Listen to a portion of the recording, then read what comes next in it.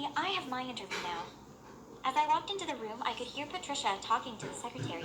I wasn't sure what she said, but she was definitely talking about me. She's probably trying to sabotage my chance at this job.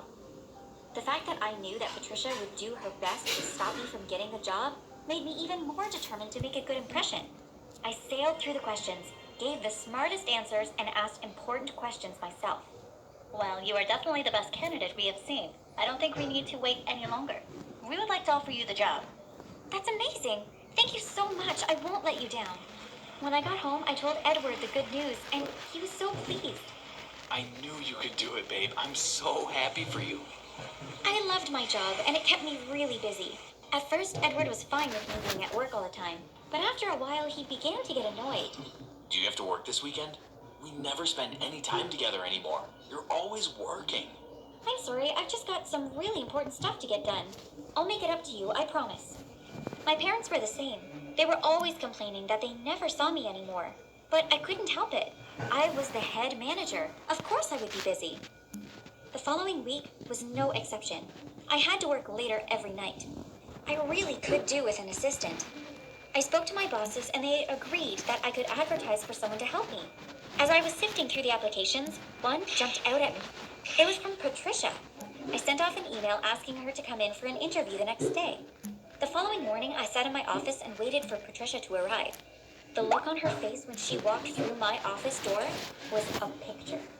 I told her to take a seat and began to ask her some questions. Her answers were good, but there was no way I was giving her the job. At the end of the interview, I told her that we would get back to her.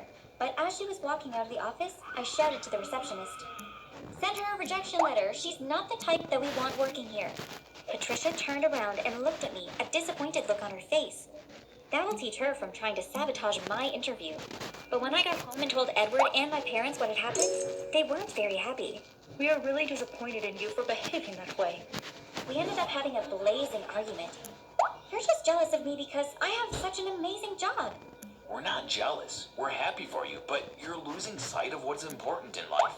I stormed out of the house. How dare they speak to me like that? I know what's important. I ran behind the house and into the forest.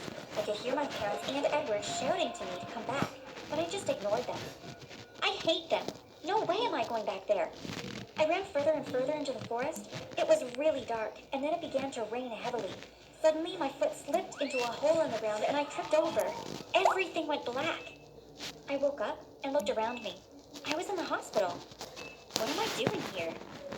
The door opened, and a doctor walked in. Hello, how are you feeling? What am I doing here? How did I get here? Some guy dropped you off here. I realized that it must have been Edward that brought me here. Where are my parents? I'm sorry, I have no idea.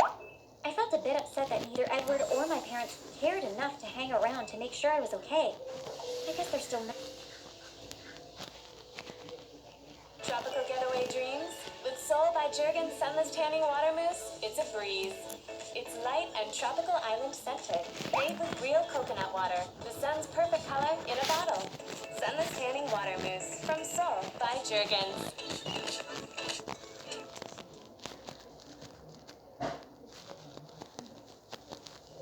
Asians and Pacific Islanders need to be seen and heard more than ever. We've been excluded and interned.